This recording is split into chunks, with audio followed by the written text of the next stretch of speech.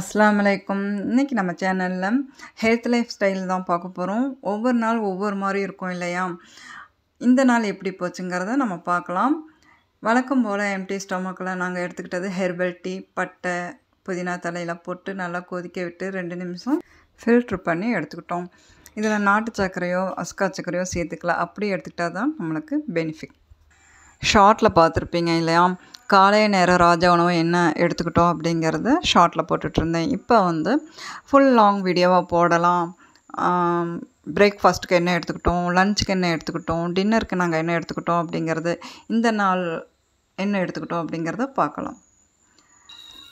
Herbal tea எடுத்து 1 ஹவருக்கு அப்புறம் 1 ஸ்பூன் ஆலிவ் ஆயில் விட்டு கேப்சிகம் பொடியாக கட் பண்ணதையும் போட்டு ஒரு 10 செகண்ட் போல் வதக்கிட்டு பாயில் பண்ண ஸ்வீட் கார்ன். காலை நேரம் அடிக்கிற குளிருக்கு இந்த மாதிரி சூடாக ஒரு சேலட் எடுத்துக்கிட்டோம் அப்படின்னா ரொம்ப நல்லாயிருக்கும். பெப்பர் சால்ட்டு சேர்த்து நல்லா மிக்ஸ் பண்ணி விட்டுக்கிட்டேன். மிக்ஸ் பண்ணிவிட்டு காலை நேரம் ராஜா உணவாக நாங்கள் ஃப்ரூட்ஸில் என்ன எடுத்துக்கிட்டோம் அப்படின்னு பார்த்திங்கன்னா, பப்பாளி பழம், நட்ஸில் ஊற வச்ச பாதாம் 4, பேரிச்சம்பழம் 2, 1 ஸ்பூன் பிஸ்தா, கேப்சிகம், ஸ்வீட் கார்ன். காலை நேரம் இந்த மாதிரி ஒரு பிரேக்ஃபாஸ்ட் எடுத்துக்கிட்டோம் அப்படின்னா நம்ம வயிறு ஹாப்பியாக இருக்கும் இல்லைங்களா? அடுத்து லஞ்சுக்கு முள்ளங்கி சாம்பார் வைக்கலாம்னு சொல்லி பருப்பு வேக வச்சு வச்சுருக்கிறேன். முள்ளங்கி சாம்பாருக்கு ஒரு தாளிப்பு கொடுப்போம் இல்லையா? அந்த தாளிப்புலேயே முள்ளங்கியை கட் பண்ணி போட்டு நல்லா வதங்கணும். நல்லா வதங்கி வேகணும். அதுக்கு மசாலா, தக்காளி எல்லாம் போட்டு ஒரு 5 நிமிஷம் போல் லிட்டு போட்டு விட்டுட்டேன்.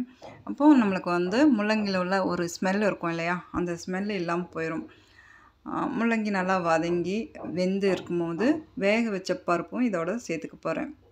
கட்டி பெருங்காயம் ஒரு துளி அளவு போட்டு ஒரு கொதி வர விட்டு ஸ்டவ் ஆஃப் பண்ணிவிட்டு ஒரு லிட்டை போட்டு முள்ளங்கி சாம்பார் ரெடி ஆயிடுச்சு. அடுத்து லிவருக்கு குருமிளகு, ஜீரகம், 2 ஏலக்காய், 1 இன்ச்சு பட்டை போட்டு 10 செகண்ட் போல் வறுத்து பவுட்ரு பண்ணி லிவர் வெந்துட்டுருக்கும் போதே இந்த மசாலா பொடி போட்டு நல்லா மிக்ஸ் பண்ணி லிவரும் ஃப்ரை ரெடி ஆயிடுச்சு.